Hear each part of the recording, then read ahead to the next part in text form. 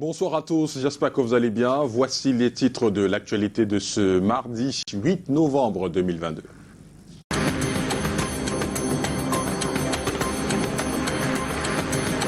À la une ce soir, une opération de la police conduit à la saisie d'un important stock de carburant frélaté dans le Mungo. Il s'agit de 1000 litres récupérés au cours d'une descente sur le terrain. Les contrebandiers, eux, ont pris la poudre d'escampette.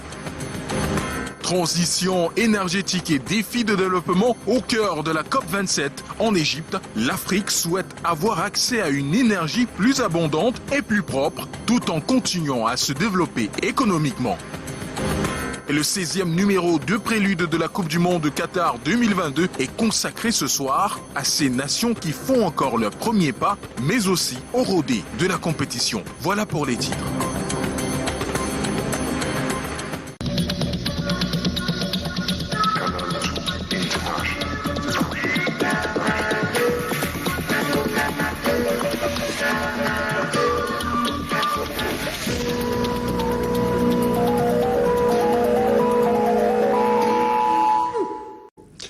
Bonsoir, une fois de plus, les éléments du commissariat de sécurité publique de Loum viennent de mettre la main sur une importante cargaison de carburant frélaté, estimée à plus de 1000 litres. Les auteurs de cette contrebande, surpris en pleine activité, ont fondu dans la nature. Devarionda, Luciano Ndiakou, reportage.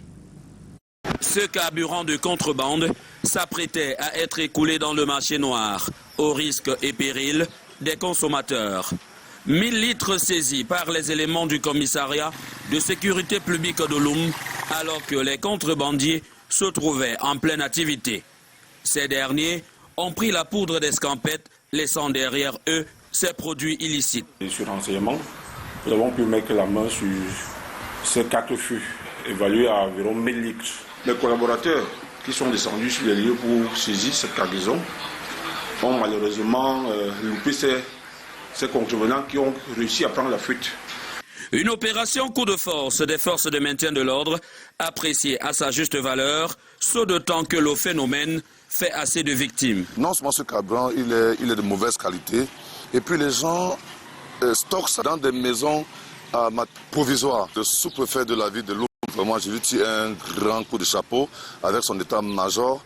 Ils ont pris une décision ferme pour mettre fin à cette vente de carburant. Et donc, ces forces du maintien de l'ordre à stabiliser, à mettre la paix, à veiller sur nous-mêmes, parce que nous sommes comme un relais pour leur permettre de faire le travail avec abnégation. L'on se souvient encore d'une maison d'habitation partie en fumée à Manengwassa à cause de cette activité dangereuse. Les acteurs de ces pratiques ont été sommés par les autorités administratives et de sécurité à changer d'activité. Et le patrimoine d'une artiste partie en fumée à Bafoussam. L'artiste musicienne vient de voir son habitation entièrement réduite en cendres au quartier Tounang-Ville. Les causes de cet incendie sont toujours un mystère. Michael Tipkio, solution Michel Foucault. Voici ce qui reste du domicile de Reine Hermina, surprise dans son sommeil par cet incendie ce week-end. Seule à la maison, au moment du déclenchement du feu, elle s'est battue tant bien que mal pour limiter sa progression. Même le secours à elle apporté par ses voisins quelques minutes après n'a pas stoppé la furie des flammes qui ont tout consumé à leur passage. Bien que l'origine de l'incendie reste à déterminer, la piste d'un court-circuit est évoquée. Dans la chambre, là où on repasse les habits, là, le feu est sorti là-bas. L'enfant m'avait averti la semaine passée que, comme tu vois là, il y a les intestins qui sont, quand je voulais repasser les habits, j'ai dit à lui que non, ne pas plus là-bas avec le fer. Bon, je ne sais pas si l'enfant est parti là-bas avec le fer ou s'est déclenché seul. Depuis le passage du feu, le domicile de l'artiste musicienne s'est transformé en un lieu de pèlerinage.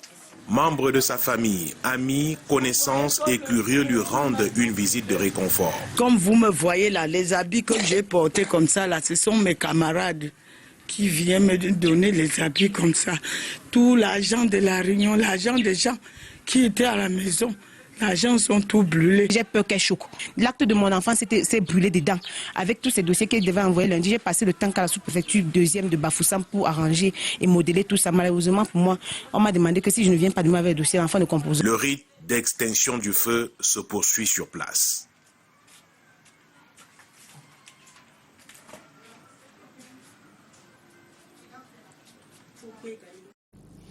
Autre titre, à présent, la COP27 ouverte hier s'est achevée ce jour en Égypte. La transition vers les énergies renouvelables pour le Cameroun et l'Afrique en général sont posées à nouveau avec acuité. En tant que petits pollueurs, les attentes de l'Afrique de cette COP demeurent celles des précédentes rencontres. Monique Naossi-Fosso et Calvin Tekam. Ces inondations et cette sécheresse qui raréfie les ressources en eau et crée la famine en Afrique sont les conséquences des changements climatiques.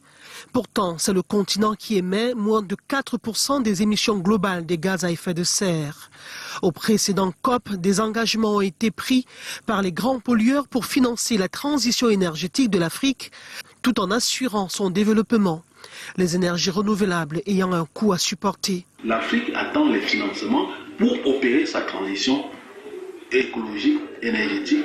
L'Afrique attend que les promesses des grands pollueurs, je veux dire ici des grands émetteurs de gaz à effet de serre, je veux dire les puissants occidentaux, les puissants industriels, puissent respecter tous les vœux, tous les engagements qui sont pris depuis la COP21. Avec cette énième COP à Sharm el-Sheikh en Égypte, la stabilisation de la température mondiale à moins de 2 degrés Celsius est à nouveau au cœur des débats. La roue de secours contre le réchauffement climatique, c'est encore l'Afrique. S'il faut stabiliser la température mondiale au niveau de 2 degrés Celsius, il faudrait surtout que l'Afrique opère cette transition parce que l'Afrique, à travers le bassin du Congo, possède le deuxième poumon vert de la planète, capable de stocker presque 25% des émissions de gaz à effet de serre sur le plan mondial. Donc l'Afrique a quand même cette capacité-là qui peut lui permettre d'imposer ces conditions. Le Cameroun s'est engagé à réduire de 32% ses émissions de gaz à effet de serre à partir de 2010 jusqu'à 2030, ce qui va valoir à la communauté internationale une mobilisation de 27 000 milliards de francs CFA. Ça passe par des transferts de technologie, formation et financement des projets bas carbone. Et chaque année, plus de 100 000 tonnes de culture, dont 20 000 de maïs, sont affectées par les chocs climatiques à l'extrême nord. Des chiffres contenus dans le dernier rapport de la Banque mondiale. Elle rappelle tout de même que si des mesures drastiques ne sont pas prises d'ici 2050, l'extrême nord perdra 71% de son bétail actuel. Les clichés de ces chocs climatiques dans cet élément de Lesline Poumitia et d'Aliva Nogo. Assémiéré est agricultrice et native de l'extrême nord. La faible pluviométrie et ses effets sur les récoltes dans cette partie du pays la conduit au Tchad voisin. Les pluies sont très rares. Je ne connais pas la cause du changement climatique, mais nous devons nous adapter et faire en sorte d'avoir du poisson pendant la saison sèche. Le produit de nos cultures n'est vraiment pas suffisant. Face à la canicule, le mercure parfois à plus de 40 degrés, le lit des fleuves et rivières a taré. Pour survivre, les pêcheurs creusent pour recueillir des poissons. Des tranchées qui se révèlent être des pièges pour des bêtes assoiffées. Pour boucher le trou qu'on a creusé. Le trou là, on doit boucher ça aujourd'hui. Si on ne le bouge pas, il y aura la mort. En quête de survie, beaucoup ont migré vers le Tchad, mais le traumatisme reste présent. Actuellement, tout le monde a peur. La nuit, lorsque nous sommes au lit, on ne peut pas dormir. Certains dorment dehors. La récente pluviométrie dans le Logone et Chari a causé des inondations. La météo dans le monde avait déjà prédit qu'il va y avoir pas mal d'inondations, mais nous étions loin d'imaginer que de l'ampleur des dégâts. L'incidence du changement climatique est visible tant sur l'agriculture que sur l'élevage. La Banque mondiale précise d'ailleurs dans son rapport que 16% de la population de l'extrême nord souffre de l'insécurité alimentaire.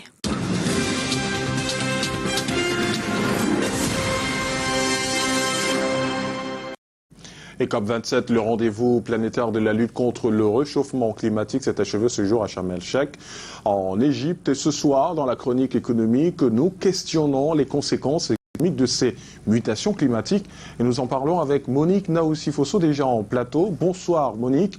Les changements climatiques font de plus en plus l'objet des rencontres au sommet avec les décideurs de la planète. Alors, quand on parle de dérèglement climatique ou de changement climatique, l'homme en est le principal responsable de tous les temps et c'est encore l'homme qui doit les stopper.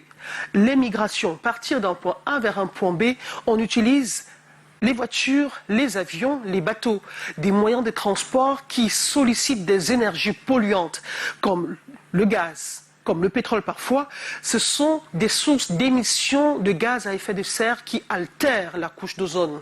L'industrialisation. Au quotidien, on assiste à la fabrication des machines qui émettent le CO2 dans la nature. On parlera également de l'habitat, on parlera de l'agriculture, on déforeste à longueur de temps pour les plantations, élargir les quartiers, créer de nouvelles villes. Or, nous sommes sans ignorer que ce sont les forêts qui constituent des capteuses de CO2. De façon globale, la production de l'énergie électrique via le fossile est la principale cause du changement climatique. Ah, alors Monique, ces mutations ne sont pas sans incidence économique quand même.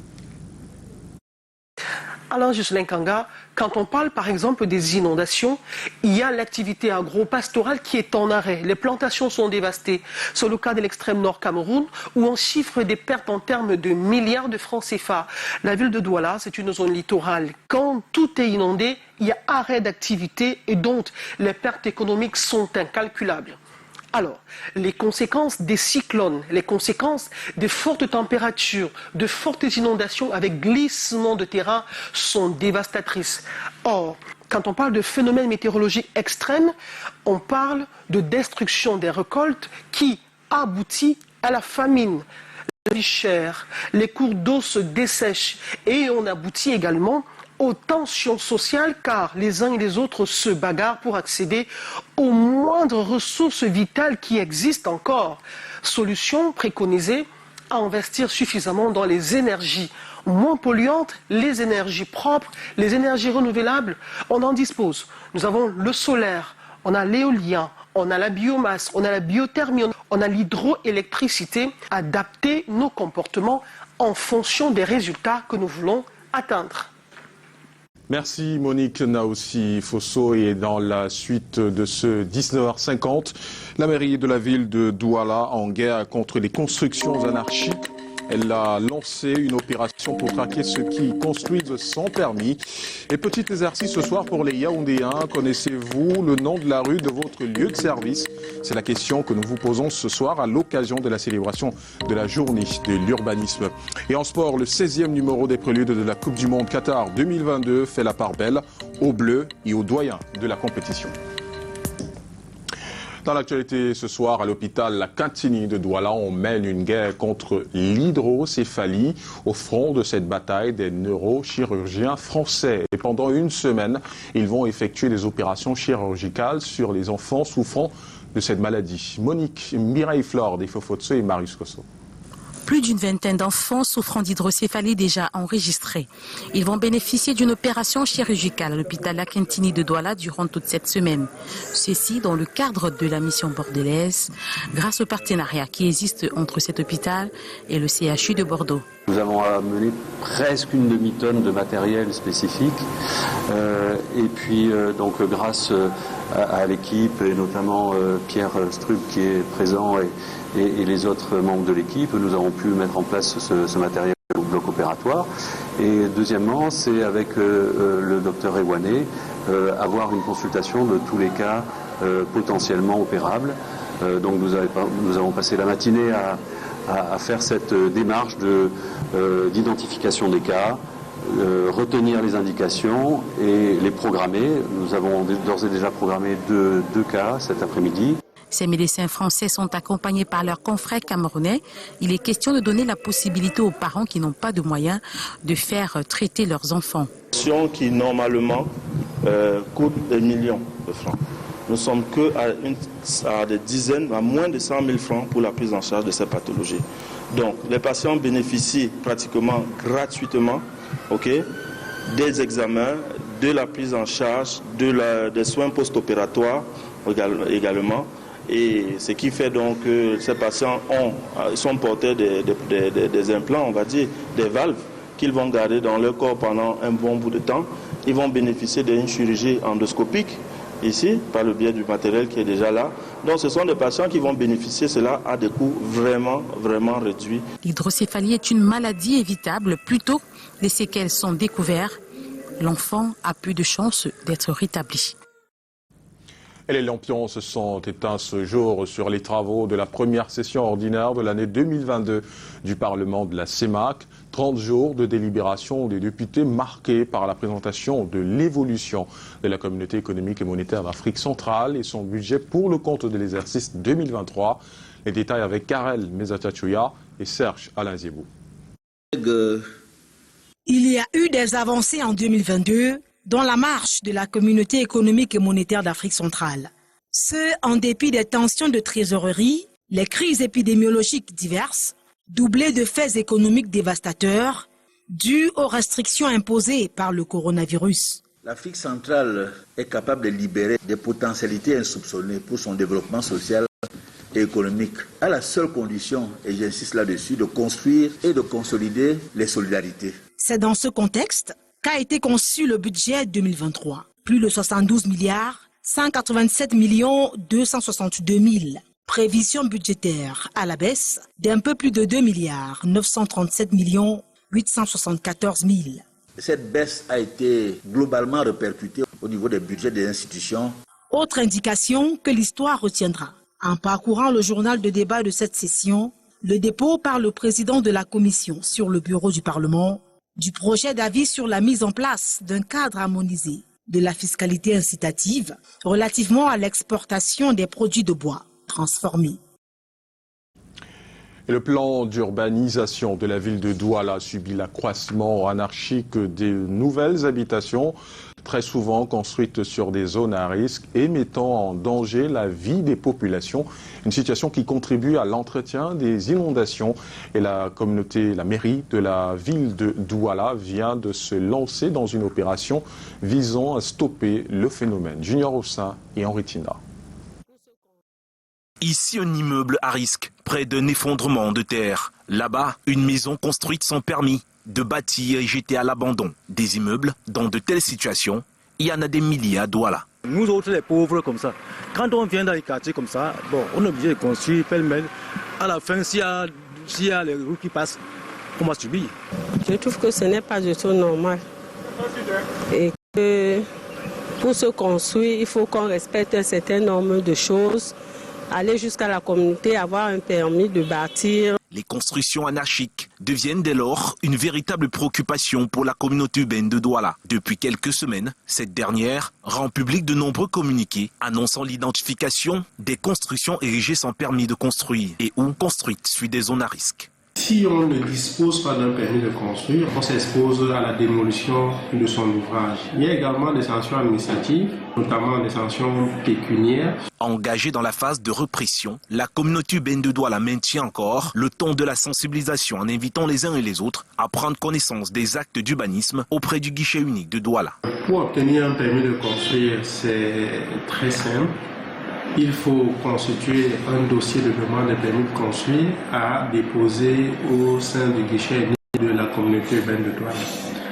Dans ce communiqué, le maire de la ville invite également les propriétaires de ces chantiers de construction à se rapprocher du guichet unique de facilitation de délivrance des actes d'urbanisme pour l'obtention dans les meilleurs délais du permis de construire. Connaissez-vous vraiment le nom de votre rue ou de l'avenue sur laquelle est situé votre lieu de service? Plusieurs Yaoundéens ne se posent même pas la question et pourtant les panneaux indiquant les noms officiels des avenues et les numéros des rues sont bien présentes. Et ce mardi 8 novembre, date de célébration de la journée de l'urbanisme, nos reporters Joël Diom 3 et Raoul Ngoufo ont testé les connaissances des habitants de la ville de Yaoundé sur les rues et les avenues de la capitale politique. Reportage.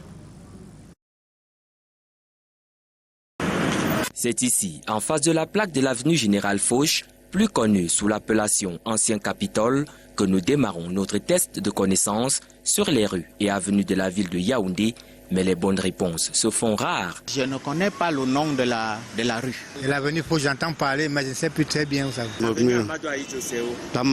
Amadou Aïdjo, je crois bien c'est en haut là. Une accélération et nous voici au carrefour Intendance. Nous apercevons la célèbre avenue Kennedy pour son activité commerciale. Il faut bifurquer par l'avenue Monseigneur François-Xavier Vogt, que tout le monde connaît ici, sur le nom de Camer. Là encore, personne ne donne de bonnes réponses. On se repère à la camerounaise. C'est plutôt les localisations comme ça, Chapelle Mbogada. Montée Cathédrale ou bien Camer. Carrefour Kaka à Biémassi. Bon, l'autre peut vous dire qu'il va à Mokolo, soit Mokolo en bas, ou bien Mokolo en haut. Nous passons devant la place Amadou Aïdjo, au lieu d'y poste tout à côté.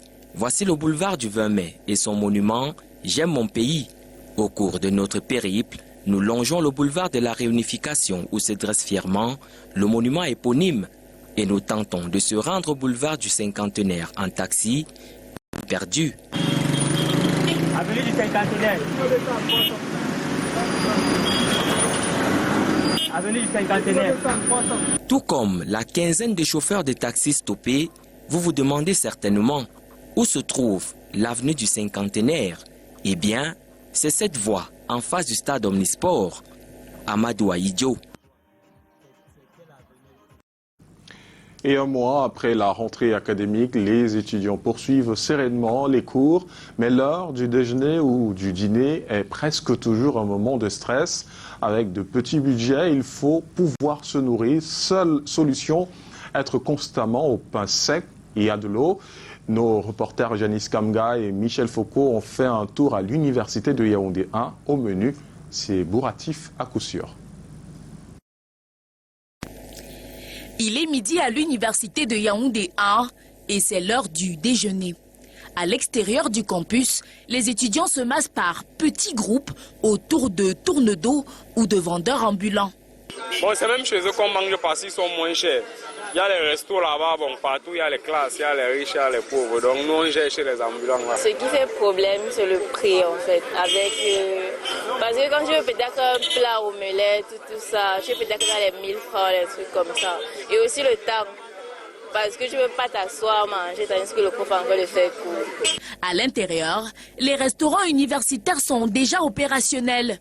Le premier assure le service dès 10 h et le second prend le relais à partir de 15 h. À 100 francs le plat, les étudiants peuvent s'offrir le menu du jour. De sources bien introduites, nous apprenons que 2000 plats environ y sont servis chaque jour. Tu dois avoir ton reçu, ta grande identité. Mais entre les files d'attente interminables et le goût, nombreux sont ceux qui font la fine bouche. Les plats sont d'abord bizarres. Ce qu'on peut voir là-bas, ça ne nous concerne pas. La nourriture, en fait, c'est un goût bizarre à la bouche. À la place, les cops préfèrent grignoter. Solution rapide et économique. Donc au gros des 100, tu achètes des beignets ou bien tu achètes des beignets de 100 francs avec un petit tampon de 100 francs. Le ventre est plein. Petit beignet, un petit pain à haricot. Quand on fait les économies, on ne mange pas. On boit l'eau, on se contente, mais comme on se fait plaisir, on mange le héros de 500, le coq 500. Ou à défaut, manger à satiété chez soi avant d'aller en cours, ce qui leur permet de tenir jusqu'à l'heure du dîner, voire jusqu'au lendemain. Et nous vous proposons autre chose dans la suite de notre série sur les préludes du mondial. Qatar 2022, nous marquons un arrêt ce soir sur ces pays habitués de la compétition parce que, ayant participé au moins 15 fois, et par ricochet un zoom sur ceux-là qui comptabilisent moins de 3 participations. Les doyens et les bleus de la Coupe du Monde 2022, un reportage de Daniel Anissé-Boudier. D'une 3e étoile. Revenons sur l'épopée 1990 des Lions indomptables où Roger Milla et ses camarades avaient franchi l'étape des quarts de finale de la compétition battue par l'Angleterre. Un document est projeté actuellement à Yaoundé où nous retrouvons Daniel Anissé-Boudier. Bonsoir Daniel. Bonsoir Alain Ghislain Kanga, c'est ici donc à l'auditorium du Palais des Congrès de Yaoundé que sera projeté dans quelques instants seulement ce film documentaire, La Belle Odyssée des Lions Indomptables de 1990. C'est un film du réalisateur Jean-Paul Tchomdou qui retrace en 1 heure le bel exploit, le parcours de nos Lions Indomptables au mondial de 1990 en Italie, où le Cameroun a donc réalisé l'exploit en devenant la première nation africaine à atteindre l'étape des quarts de finale de la compétition. Le film est donc projeté en avant-première aujourd'hui, à quelques jours de la Coupe du Monde qui sera disputée au Qatar. En ce moment, les invités affluent petit à petit ici au Palais des Congrès de Yaoundé. Rappelons que le film qui est projeté ici sera également projeté le 18 novembre à Douala, à 2 jours de la Coupe du Monde. Une façon de doper le moral de nos lions avant la compétition qui débute le 21 novembre. Un film, Alain Ghislain Kanga, que nous recommandons à tous les téléspectateurs de Canal 2 International. Merci Daniel Anissé-Boudjé. Et l'actualité à l'international, c'est dans Escale Monde, une signature de Lil Piedjou et Calvin Tekam.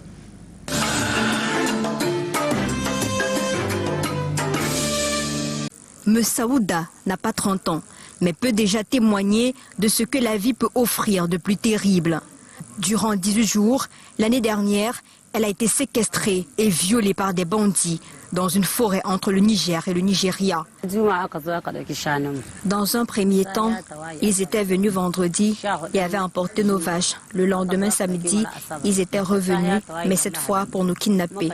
Ils nous ont amenés en pleine forêt, où ils nous ont retenus pendant 18 jours, au bout desquels nous avions été libérés. On a ensuite été admis à l'hôpital pour des soins médicaux à cause des sévices, des suites de viols.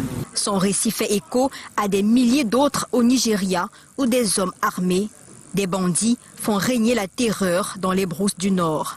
Dans le sud du Niger, la situation reste contenue, mais se dégrade et inquiète.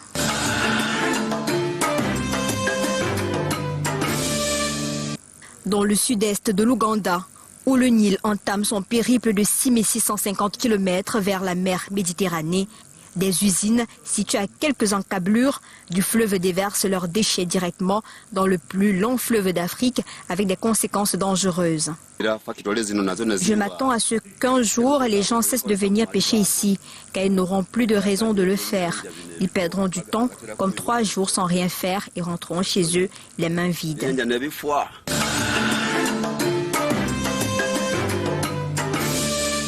Image de la cathédrale Notre-Dame de Créteil, au sud de Paris, où a exercé l'ancien évêque de Créteil, Michel Sentier, sanctionné en 2021 par les autorités du Vatican pour des abus spirituels ayant mené à du voyeurisme sur 2 hommes majeurs dans les années 90 et dont le silence autour de sa sanction a provoqué ces dernières semaines une vive colère chez les catholiques et les collectifs de victimes.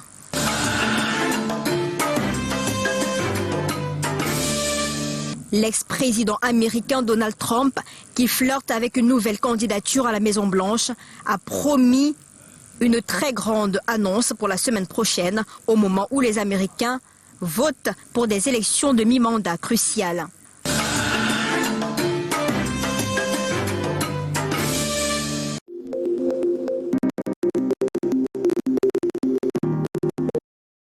Reparlons de la célébration du 40e anniversaire du renouveau qui a donné lieu à Baham à une mobilisation sans précédent. Et parmi les faits marquants de cette célébration, l'annonce de Dr Fotso Fotsine de renoncer à toute compétition élective pour se consacrer uniquement aux activités pouvant faire rayonner davantage le RDPC dans les hauts plateaux. On voit cela avec Michael Tipkio et Michel Solution-Fauquois. La maison du parti RDPC de Baham, nouvellement construite, était ce dimanche 6 novembre 2022 le théâtre de la célébration de l'an 40 de l'accession du président Paul Biya à la magistrature suprême.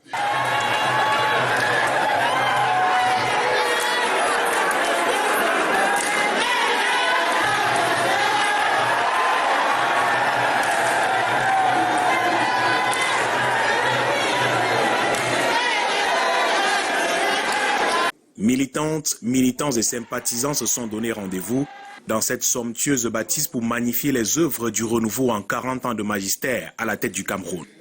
La cérémonie qui s'ouvre par l'exécution de l'hymne national connaîtra des séquences alléchantes.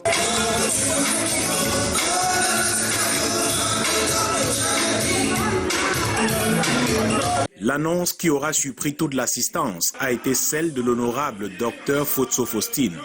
L'ex-député et avocate au barreau du Cameroun décide de renoncer à tout poste électif dans son Baham natal. Elle voudrait se limiter aux activités de terrain pour le rayonnement du parti dans les hauts plateaux. Je voulais vous rassurer que présentement, devenu grand-mère, je ne veux plus postuler à aucun poste électif à Baham, à l'ouest ou au Cameroun.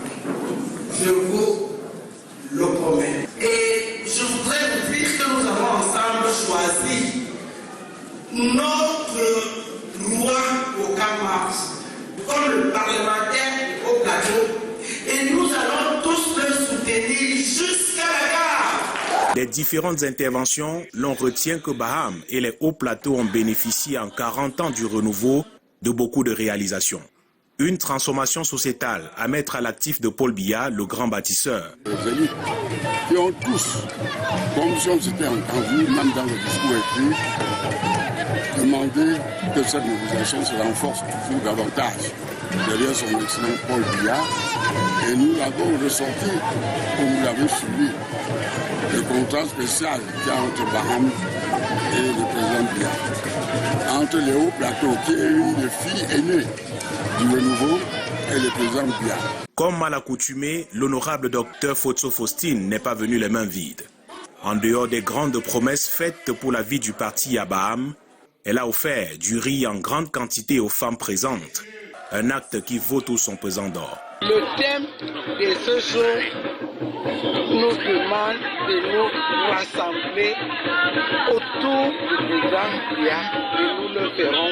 Je vous remercie. La célébration de l'an 40 à Baham s'est achevée par une marche de soutien au président Biya, une activité qui s'est déroulée en présence du professeur Luc Sinjoun, conseiller spécial du président de la République et de l'élite Baham dans l'ensemble.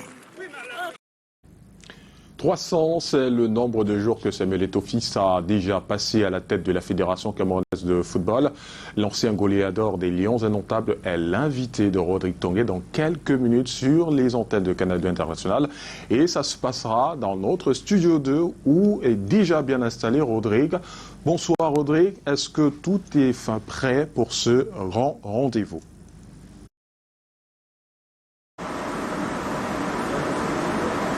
Bonsoir Alain Gisin Kanga, pas seulement Rodrigue Tongué installé, mais l'invité également installé, vous le voyez bien, vous pouvez l'apercevoir sur votre écran. Samuel Eto'o Fils, président de la Fédération camerounaise de football, est notre invité. Dans une trentaine de minutes à peu près, nous aurons droit donc à ce grand direct, 2 heures chrono d'interview. On nous annonce des révélations, en tout cas accueillons l'invité pour quelques secondes simplement pour votre journal. Vous avez cette exclusivité-là. Bonsoir Samuel Eto'o. Bienvenue chez nous. Bonsoir Monsieur le Président, s'il vous plaît. Merci. Il donne bien le ton de ce qu'on verra dans 30 minutes à peu près, mais je vous rassure, ce sera convivial. Alain Gisin Kanga. Alors Rodrigue, vous parlerez de quoi exactement ce soir?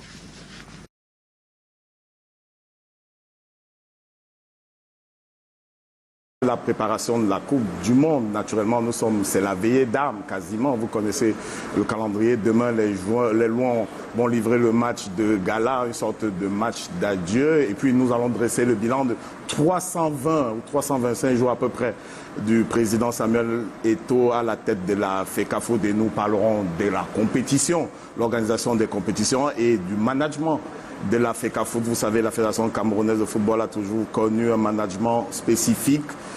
Samuel Eto'o a annoncé qu'il allait retourner à l'orthodoxie. Nous allons donc faire une sorte d'évaluation de ce qui a été fait pendant ces 325 jours à la Gisin Kanga. Alors Rodrigue, peut-être que vous allez le pénétrer. Une question à l'endroit de Samuel Eto'o. J'espère que cet entretien se déroulera dans la même ambiance que celle que Samuel a eue avec, je le cite, son jeune frère, Marc Chouamau, à la différence ce soir qu'en face, il y aura plutôt un vieux frère.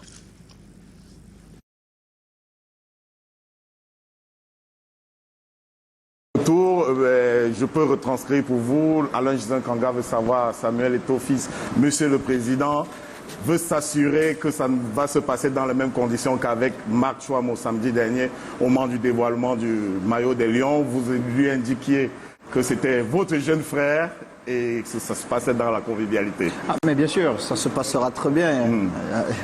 Il n'y a pas de question pour que ça ne se passe pas bien. Voilà, vous êtes servi à la Gisèle Kanga. On se retrouve dans une demi-heure à peu près.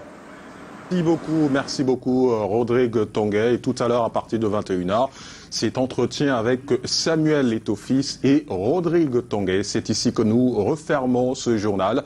Merci de votre fidélité à Canal 2 International. Je vous retrouve demain, même lieu, même heure, 19h50. Bonsoir.